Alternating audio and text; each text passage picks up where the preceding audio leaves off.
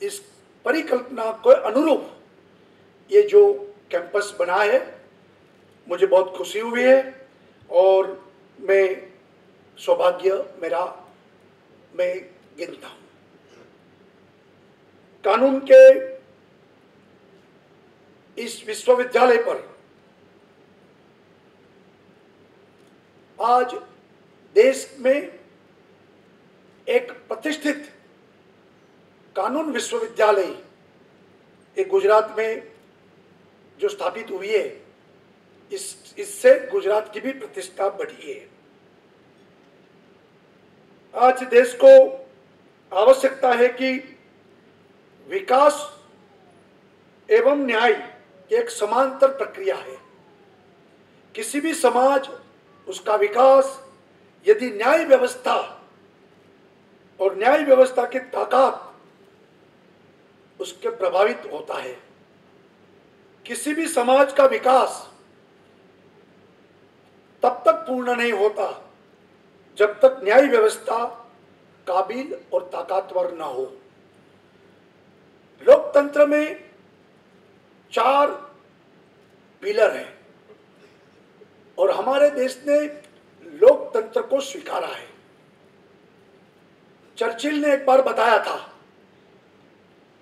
कि लोकतंत्र जैसी बुरी व्यवस्था कोई नहीं है, लेकिन उनका दूसरा वाक्य भी है, इससे अच्छी भी किसी व्यवस्था नहीं है। लोकतंत्र में खामियां होगी, कमी होगी, लेकिन उससे अच्छी भी व्यवस्था, वो डिक्टेटरशिप,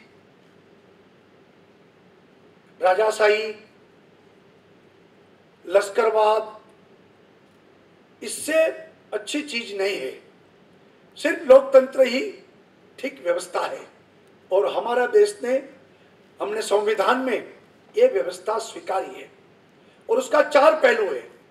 अगर लोकतंत्र को सही दिशा में ठीक तरह से चलना है तो 4 पिलर को मजबूत बनाना चाहिए। उसमें एक है गवर्नमेंट और लेजिस्लेटिव सिस्टम, जो चुनाव प्रक्रिया से चुने हुए प्रतिनिधि जो काम करते हैं, एक सिस्टम है। दूसरा है ऑपोजिशन। ऑपोजिशन भी मजबूत और ताकतवर डेमोक्रेसी में होना चाहिए। रिस्पॉन्सिबल ऑपोजिशन भी होना चाहिए। तीसरा है मीडिया, क्योंकि जनतंत्र में जनता को प्रभावित मीडिया करती है और जनता की आवाज को भी मीडिया अच्छी तरह से रख सकती है। और चौथा है जुडिशरी। 4 पहलू पर यह सिस्टम अच्छी चलती है। अगर जुडिशरी भी ठीक नहीं चले तो लोकतंत्र डिमोरलाइज हो जाएगा। अगर ऑपोजिशन भी ठीक नहीं है तो भी लोकतंत्र नहीं चलेगा। मुझे बरोबर याद है कि राजीव गांधी जी को सबसे ज्यादा बहुमत मिला था। उस वक्त हमारी भारतीय जनता पार्टी को सिर्फ 2 सीट मिली थी। फिर भी उस वक्त जो बोफोर्स का मामला मीडिया ने उठाया और पूरे देश में एक आक्रोश भ्रष्टाचार के खिलाफ मीडिया ने किया और जनता में आक्रोश, जनरोष ये मीडिया ने बनाया। तो सबकी जिम्मेवारी है कि लोकतंत्र को ठीक रखना है, ठीक चलाना है। और लोकतंत्र को ठीक चलाने के लिए कानून तज्ञों और एडवोकेट की भी बड़ी जिम्मेवारी बनती है, क्योंकि संविधान की रक्षा करना, कानून ठीक तरह से चले और सब दंडित अपराधों को दंडित मिले, दंड मिले, उसकी भी व्यवस्था होनी चाहिए। तो उस तरीके से लॉ यूनिवर्सिटी का भी बड़ा दायित्व बनता है कि लोकतंत्र को अगर ठीक चलाना है तो जुडिशरी ठीक चले, जुडिशरी को ठीक चलाना है तो लॉ यूनिवर्सिटी में से निकले हुए स्टूडेंट्स वो सब तरह से दुनिया का सभी कानून और उसमें वो तज्ञ बने, उसमें उनकी विद्वता बने और वो अच्छी तरह से प्लीड करे।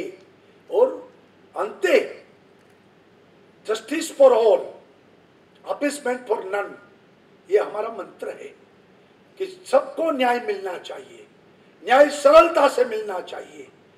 और न्याय के आधार पर समाज में एक विश्वास हो रहे कि भाई इस सिस्टम में मैं अकेला बेचारा नहीं हूं, मुझे योग्य सिस्टम से न्याय मिलेगा। तो उस तरीके से जब विश्वास देश में और लोकतंत्र में उत्पन्न नहीं होगा, तब तक ये हमारे लिए बड़ी विषमता की बात होगी, हमारे लिए चिंता की बात होगी।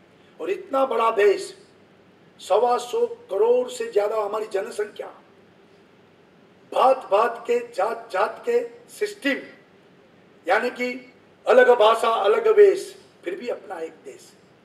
तो ये सब ट्रेडिशनल रूढ़िगत जो मान्यता, प्रणालिका, प्रथा, सिस्टम, अलग अलग लोग, हमारे यहाँ मुस्लिम लोग भी है, हिंदू लोग भी है, तो ये सब तरीके से इस सिस्टम से चले, तो इसके लिए ये लॉ यूनिवर्सिटी का एक बड़ा दायित्व बनता है।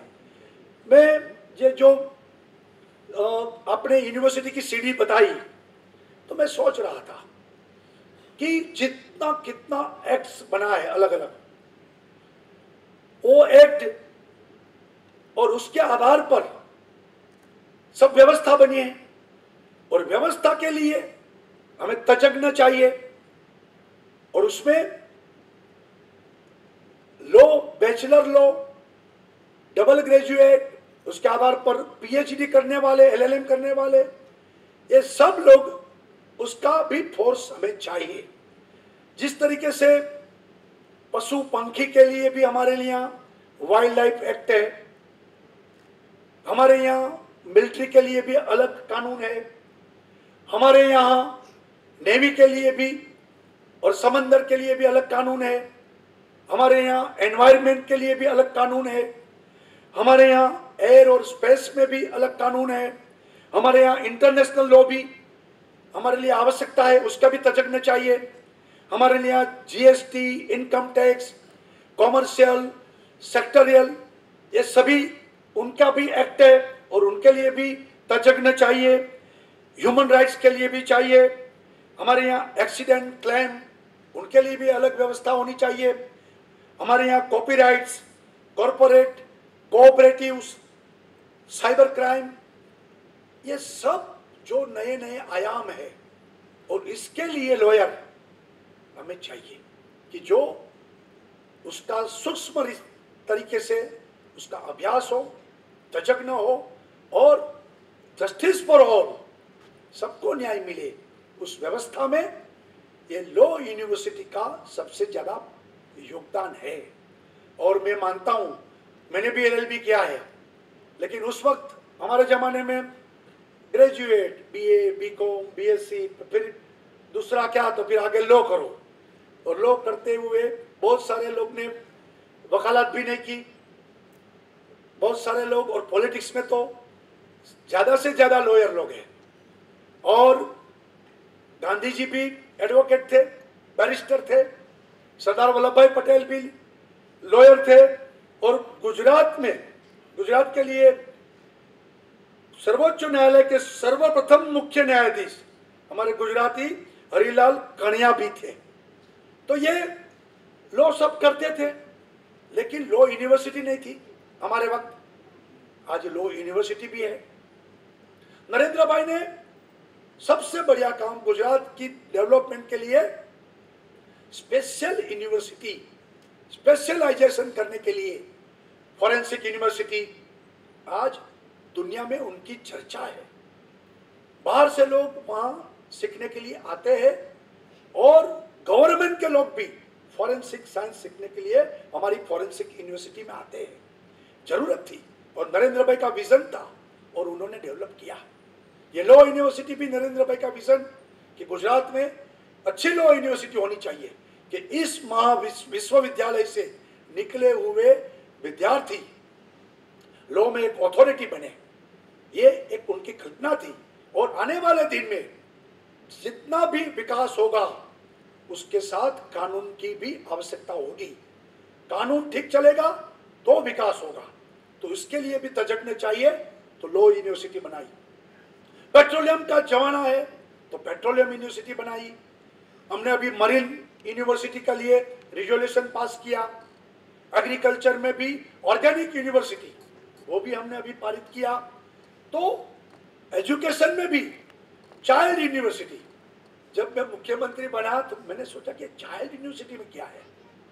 तो जब मैं वो देखने के लिए गया, उनके साथ चर्चा की, तो ये भी उनकी बड़ी कल्पना थी कि माता के गर्भ में जब बालक हो तब से उनमें संस्कार होना चाहिए, और उनमें किस तरीके से संस्कार होना चाहिए, तेजस्वी बालक कैसे बने और हमारे लिए गौरवशाली नई पीढ़ी कैसे बने। तो जब वो उनके गर्भ में हो तब से उनका एजुकेशन चालू होना चाहिए, और उस तरीके से आज गुजरात में चाइल्ड यूनिवर्सिटी कार्यरत है। और प्रेगनेंसी के वक्त माताएं वहां आती है, वो वहां अभ्यास करती है, और उनका संस्कार, वो बच्चों में, आने वाले बच्चों में वो संस्कारित बने, उस तरीके से भी वो यूनिवर्सिटी का एक नया कंसेप्ट आज नरेंद्र भाई ने डेवलप किया है। ये गुजरात की सोच है, और मैं मानता हूं कि कानून और व्यवस्था जहां अच्छी हो, वहां जहां न्याय जल्दी से जल्दी सबको प्राप्त हो, तो ये व्यवस्था और वही राज्य, वो राम राज्य बना सकते हैं। तो उस दिशा में गुजरात भी प्रयत्न कर रहे हैं। और आज मैं मानता हूं कि नरेंद्र भाई प्रधानमंत्री बने तब से उन्होंने जो पुराने कानून थे, जो कानून जरूरत में है, समय समय पर परिवर्तन होना चाहिए, तो उन्होंने 3 साल में 1200 पुराने कानून को खत्म किया। ये भी एक बड़ी 3 साल की मोदी सरकार की उपलब्धियां हैं। 2013 तक 62 साल में 1300 कानून खत्म हुए, और 3 साल में नरेंद्र भाई ने 1200 कानून खत्म किए। यानी कि वो कानून निकाल दिया, जरूरत नहीं है, जटिलता नहीं चाहिए, सरलता चाहिए, और सरलता से ही मार्ग ठीक बनेगा। तो उस दृष्टि से जल्दी लोगों को न्याय मिले और कानून भी अड़चन न बने, उस दिशा में उन्होंने प्रयत्न किया। जैसे एक दृष्टांत है कि आज भी कानून में गंगा नदी के संदर्भ में, गंगा नदी में चलने वाली बोट, उनका टैक्स 2 आना से ज्यादा नहीं लेना चाहिए। ये कानून आज भी अमल में था। नरेंद्र भाई निकाल दिया कि अभी 2 आना की कोई वैल्यू भी नहीं है, ऐसे कानून रखकर क्या करना है। तो उस तरीके से उन्होंने 1824 कानून वो अलग निकाले, और उनमें से 1200 कानून को खत्म किया। समय आधारित, काल आधारित कानून में भी बदलाव की आवश्यकता है, और बदलते हुए कानून, बदलते हुए विश्व, उनके साथ हमारी यूनिवर्सिटी भी चले। हमारी यूनिवर्सिटी में भी कानून में भी रिसर्च अच्छी तरह से हो, ये समय की मांग है। और इसलिए मैं मानता हूं कि गुजरात नेशनल लॉ यूनिवर्सिटी और उनके 14वें स्थापना दिन पर हमें आज संकल्प करना चाहिए कि आने वाले समय के साथ, समय की जो मांग है, उसके साथ हम नई पीढ़ी कानून तज्ञों की हम यहाँ से निर्माण करेंगे, और पूरा देश की सेवा करने के लिए हमारे गुजरात नेशनल लॉ यूनिवर्सिटी के स्टूडेंट हमेशा कटिबद्ध और आगे रहेंगे। ऐसी श्रद्धा के साथ आज आपको सबको मिलने का मुझे सौभाग्य प्राप्त हुआ। मैं मेरे लिए धन्यता अनुभव कर रहा हूं, और आपको बहुत बहुत शुभकामनाएं देता हूं। जय जय गरवी गुजरात, भारत माता की जय।